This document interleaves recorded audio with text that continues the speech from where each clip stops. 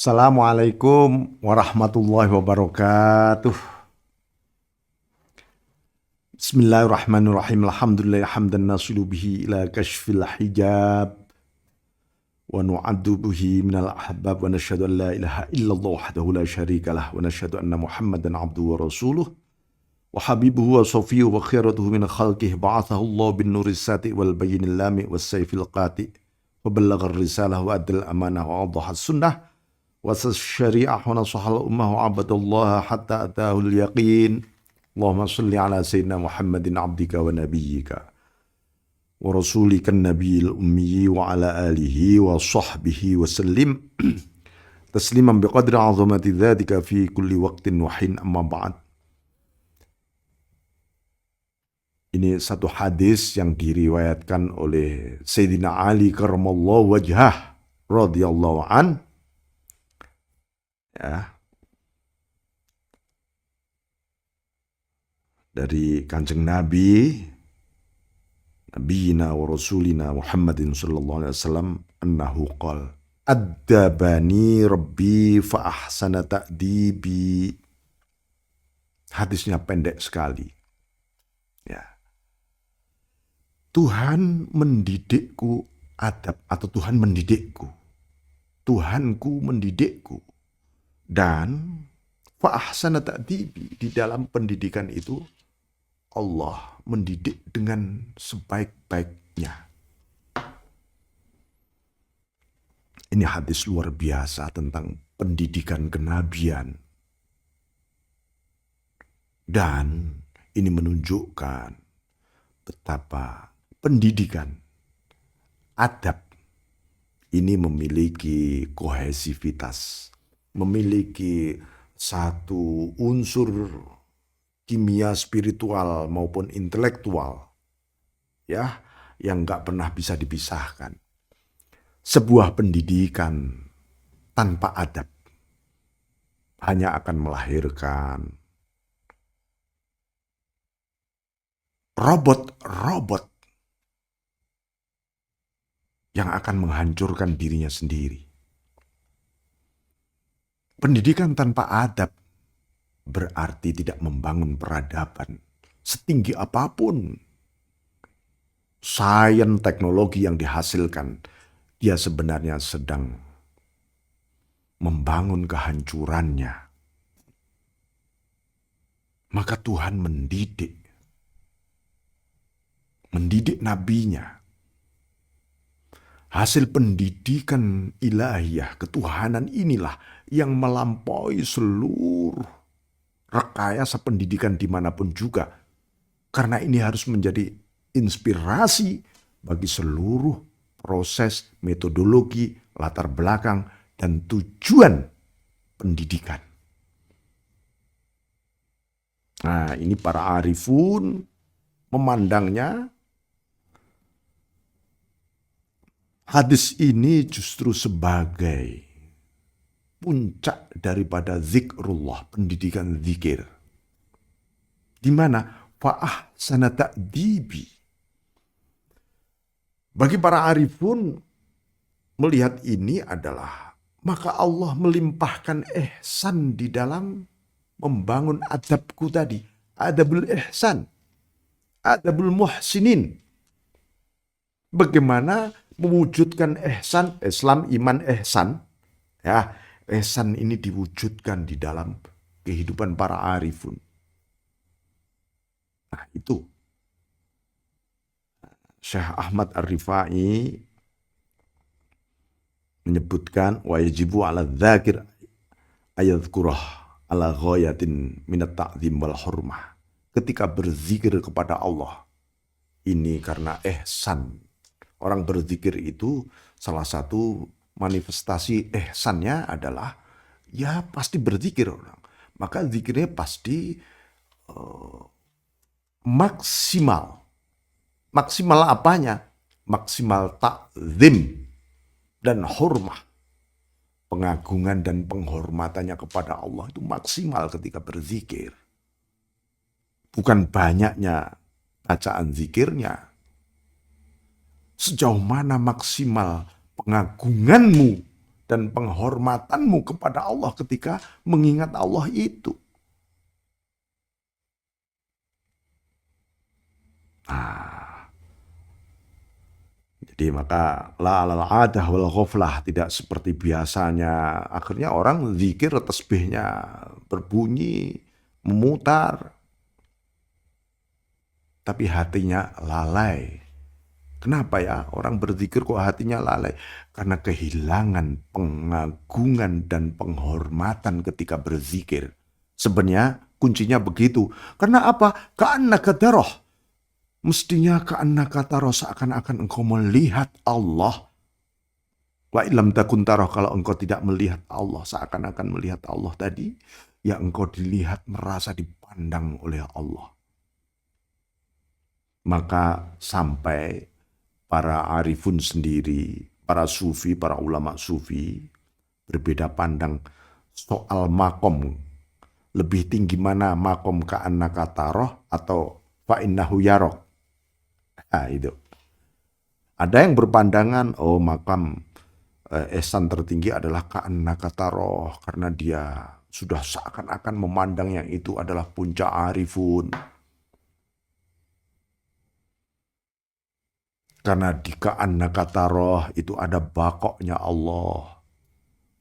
Karena di sanalah fa'ainama tuwallu fathamma wajhullah.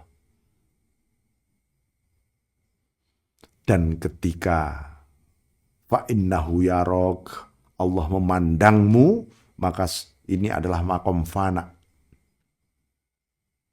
Makom fana yang harus nantinya menjadi stasiun menuju makom bakok. Tapi ada lagi yang memandang tidak begitu, malah sebaliknya. Ka'annaka tarahu ini adalah suasana ikhtiar. Ikhtiar untuk makrifah. Menyiapkan diri supaya seakan-akan memandang. Dengan segala wujud keyakinannya, ubudiyahnya untuk mengagungkan, menghormati Allah yang dizikiri tadi. Justru inilah syariatnya zikir namanya.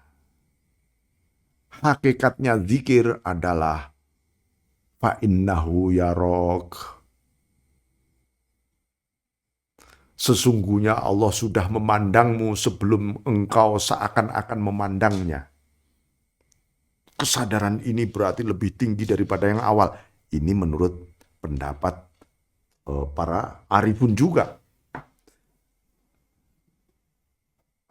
Sebenarnya bagaimana? Ya tidak bagaimana-bagaimana. Sama. Nggak ada perbedaan. Orang nggak bisa ka'annaka tarahu kalau tidak fa'innahu yarok. Nah begitu cara Anda memandang hadis ini. Orang tidak mampu seakan-akan memandangnya kalau dia tidak memiliki kesadaran dipandang oleh Allah kapan dan di mana saja. Orang yang dipandang oleh Allah kapan dan di mana saja, dia akan mengekspresikan, memandang apapun yang dipandang, Allah ada di sana. Nah, itu ya. Bismillahirrahmanirrahim. Jadi kalau orang berzikir itu bisa terhijab loh ya. Oleh apa? Ya oleh kelalaian satu. Oleh merasa nyaman, asik. Asik dengan zikirnya. Kok tenang ya, asik banget ini, asik nih, waduh, jangan hilang nih, asiknya nih. Itu bisa membuat hijab dari al-madhkur, dari yang engkau zikiri. Kamu ini, yang engkau pandang bukan nikmatnya zikir, tapi yang engkau zikiri itu loh. Bahwa hati orang merasa tentram dengan zikir, itu adalah anugerah Allah bagi zakirin. Kenapa? Bagaimana seseorang tidak tenang dan tentram, wong dia terus-menerus bersama Allah. Itu maksudnya.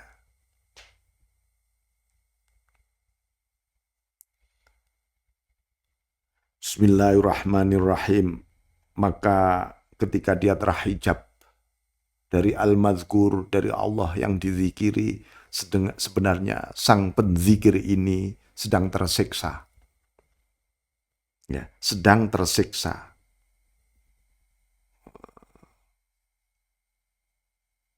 Kubatan litarki ta'zim wal hurmah.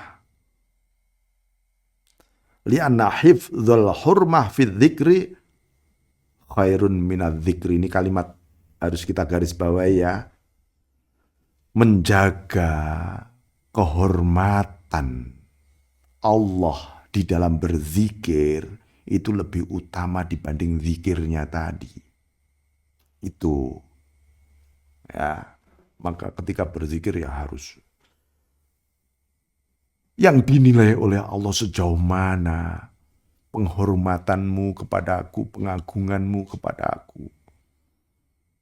Itu yang disebut adab. Adabani Rabbi, Tuhan mendidikku adab.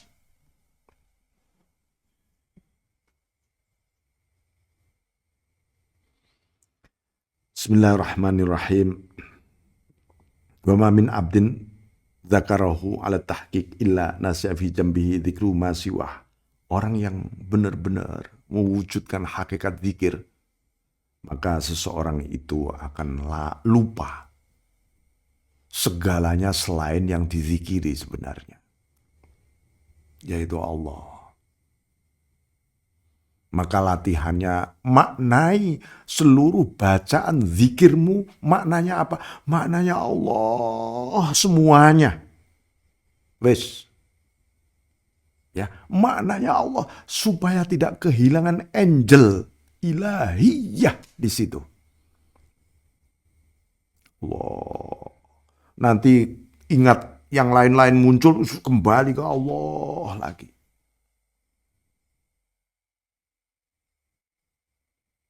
Makna terdalamnya. Ya. Bismillahirrahmanirrahim. Wa kana Allah lahu iwadan min kulli syai'. Dan Allah adalah ganti dari segalanya. Artinya nggak ada yang bisa menggantikan Allah sudah. Gitu. Rubbama yuridul arif ayadhkurahu fayahiju fi sirrihi amwaju ta'zim wal haibah fayakillu lisanuhu wa yatiru fu'aduhu min ijlalil wahdaniyah thumma yabdu lahu syu'a'u syaq wal mahabbah min hujubil qalbi wal ulfah fatantahi himmatuhu ila suradiqatil uluhiyah wa mayadinul rububiyah biiznillah. Jadi ini cuman kadang-kadang sang arif ketika berhasrat untuk mengingatnya terus-menerus, tiba-tiba di dalam batinnya paling dalam membuncah bagaikan gelombang lautan yang agung. Itu adalah lautan pengagungan dan karisma ilahiyah. Lalu lesannya tercekam. Dia terbang hatinya karena pengagungan terhadap kemahatunggalan, kemahasendiriannya Allah Subhanahu wa Ta'ala. Lalu mulailah tampak di sana dari hatinya spoi-spoi cinta dan kerinduan. Mulai tumbuh. Dari mana? Dari tirai hati dan kelembutannya. Ya. Lalu dia memasuki satu istana-istana ilahiyah dengan medan-medan rububiyah. atas izin Allah, bukan atas hasrat dan kehendaknya sang penzikir. Ya Allah, enaknya Anda membayangkan ketika zikir, kayaknya alam yang aku masuki ini harusnya begini nih, mestinya kayak seperti ini, imajinasi Anda begini. Bukan, itu kehendakmu. Kehendak Allah saja sudah, biarin. Memang Dia yang memasukkan, yang mengizinkan juga Dia. Biiznillah. Pasti akan terjadi. Fa'inda dzalika fahina idzin yukshafu lahu amma suitira an ghairih min ajaibi ghaibih wa lataifi sun'ih wa kamali qudratihi wa anwari qudsi. Maka dibukalah oleh Allah. Ini yang disebut saradikul uluhiyah. Maidanur rububiyah. Gedung-gedung ilahiyah dan medan-medan rububiyahnya Allah terbuka karena izinnya Allah. Ya. Terbuka ya isinya sesuatu yang menakjubkan, kelembutan, keagungan di balik ciptaan ilahi dan kesempurnaan sifat kuasanya Allah. Begitu juga cahaya-cahaya kesuciannya, yang itu tidak bisa diungkapkan dengan kata-kata, bahkan tak pernah terdengar oleh telinga Anda, oleh mata Anda. Karena itu yang memang dari Allah. Dan Anda jangan, ya Allah kapan ya saya kayak seperti itu, ya jangan juga. Allah itu maunya, Allah mendidik. Adabani Robbi ini tadi. Allah mendidik kita itu sebenarnya. Sampai seperti itu. Itu pendidikan Allah loh ya. Rasulullah SAW diisrokan, dimi'rajkan. Itu cara Allah mendidik hambanya yang kelak diikuti oleh seluruh umat manusia. Bismillahirrahmanirrahim. Fa'inda dzalika ya'riful abdu anna Allah ta'ala yaf'alu ma yasha' biman yasha' liman yasha' mata yasha' kaifa yasha' biyadihil mannu wal ata' wal iradah. Maka pada saat itu sang hamba mulai menyadari bahwa Allah itu berkehendak apa yang dikehendaki oleh Allah pada orang yang dikehendaki, bagi orang yang dikehendaki, kapan kehendaknya, bagaimana kehendaknya terjadi, maka di tangan Allah lah segala anugerah itu semua, pemberian dan kehendak. Maunya Allah itu bukan mau kita. Ya, nanti kalau mau kita isinya malah jadi nafsu. Nah, seperti itu. Kak Yahya bin Mu'ad Ar-Razi sampai mengatakan adzikru akbaru minal jannah. Zikir itu lebih agung dibanding surga. Itu sampai saya tulis itu kalimat Yahya bin Mu'ad Ar-Razi itu di sini, di kitab di menjelang ma'rifah, bukan di filosofi zikir ini. Nanti akan kita dalami sebenarnya di situ. Li'anna dzikra nasibullah, karena zikir itu bagian Allah. Anda bisa berzikir itu karena Allah mengingat Anda. Karena ingatan Allah kepada Anda lah tiba-tiba Anda mengingat Allah. Bukan sebaliknya. Wal jannatu nasibul abdi. Surga itu kan bagian hamba. Maksudnya bagian Allah pasti lebih agung daripada bagian hamba. Wa fil dzikri ridha'ullah, wa fil jannati ridha'ul abd. Dalam zikir ada ridhonya Allah. Dalam surga ada ridhonya hamba. Nah, ini ucapan Sayyidina Ali bin Abi Thalib karamallahu wajhah yang luar biasa. Inna Allah Ta'ala yatajalla lidzakirina inda dzikr wa tilawatil Qur'an wa la yarawna. Allah itu tampil, tampak,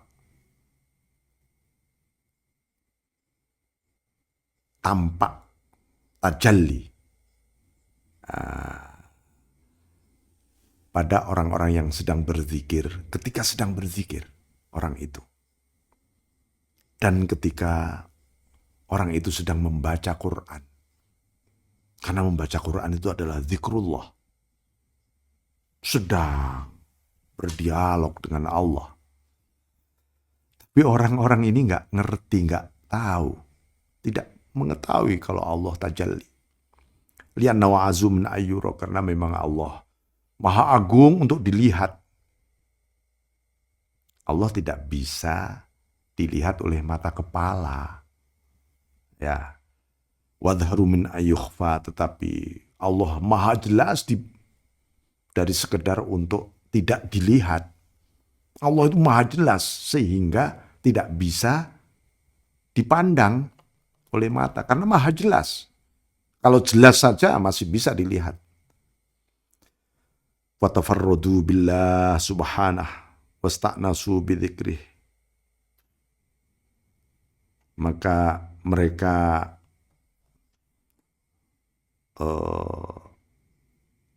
infirot, jadi menyendiri kemudian dengan Allah dan mesra dengan mengingat Allah. Wa ma nazalat min ahadin nazilatun illa wa fi kitabillaha dalil.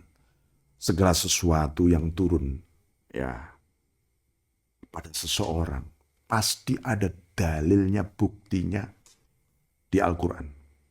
Minal huda wal bayan, berupa. Jadi begini, orang-orang ahlu dzikir itu seringkali diilhami langsung oleh Allah, dibuka. Dan di sana tidak disebutkan, oh ini rahasia Allah begini-begini, dalilnya mana, Qurannya mana, hadisnya mana, nggak disebutkan. Tapi kalau dicari pasti ada. Itu loh. Ya.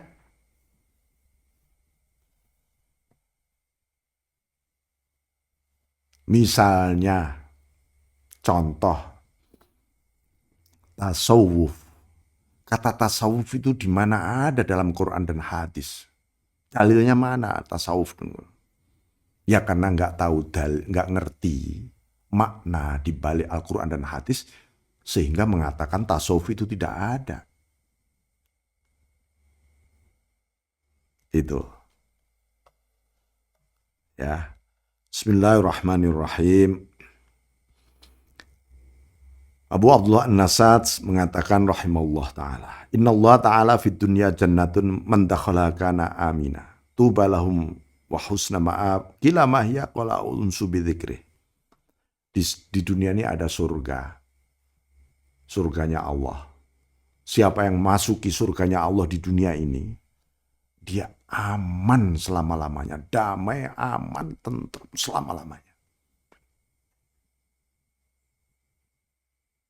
Dikatakan itu apa, wahai guru? Al-unsu bidzikrih. Bahagia bersama Allah ketika dia berzikir.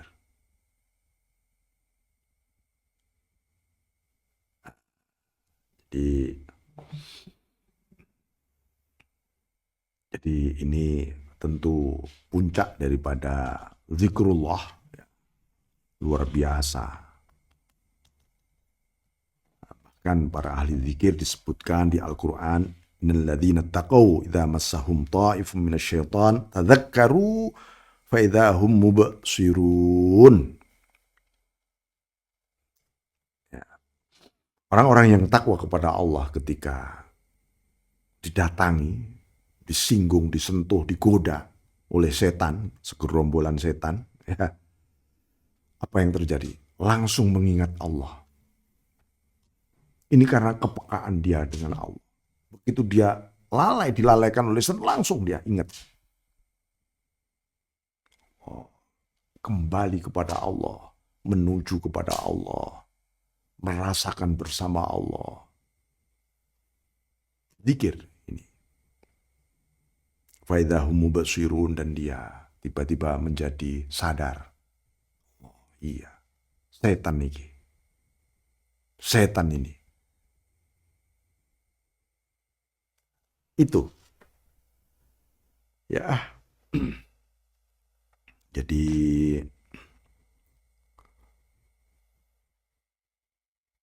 Maka Ibnu Abbas radhiyallahu an mengatakan, ma min mu'minin illa wa ala qalbihi syaiton idza dzakarallah khannasa wa idza nasiyallah waswasa. Jadi di dalam hati orang beriman itu ada setan, ya. Ketika hati orang itu berzikir, khannasa, lari itu setan. Ya, tersiksa setan itu. Maka disebut waswasil khannas itu kan di situ. Setan yang terus menggoda, maka godaannya sirna. Wa idza nasiyallah waswasa. Ketika orang itu mulai tidak berzikir hatinya, udah dia bermain di hati seseorang. Dan setan itu kalau bermain itu ya dengan logika, bahkan dengan dalil-dalil Quran, hadis. Dia memainkan antara wilayah hati dan nafsu di situ. Itu gateway-nya. Ya. Ini sudah diingatkan oleh Ibnu Abbas. Zikrullah syifa'un la yadurru mahuda wa zikrun nas da'un la yanfa'u mahuda. Zikir kepada Allah itu adalah obat. Obat ya, yang tidak akan pernah sebenarnya terancam oleh penyakit. Zikir. Artinya zikir itu menumbuhkan antibodi ruhaniyah, ya. Seluruh penyakit zahir maupun batin, terutama ini penyakit batin, itu akan sembuh. Jadi orang sakit jiwa itu ya harus zikir. Kalau nggak zikir nggak bisa. Itu. Wa dzikrun nas da'un la yanfa'u maudawa. Tapi ngingat manusia, ngingat peristiwa, mengingat kejadian, itu malah penyakit yang tidak memberi manfaat sama sekali. Ya, ada orang itu timbul penyakitnya hanya gara-gara ingat sebuah berita, ingat sebuah peristiwa, ingat kejadian, trauma. Gimana caranya? Ingat saja kepada Allah. Terus jangan pernah berhenti. Waj'al zikrullah qiblata hammik. Wa idha'ata masjidi fikratik. Wa'alam anna haqiqatul isnad bidzikrillah habib wa nisyanu ghairih. Maka jadikanlah zikir kepada Allah sebagai kiblat hasratmu.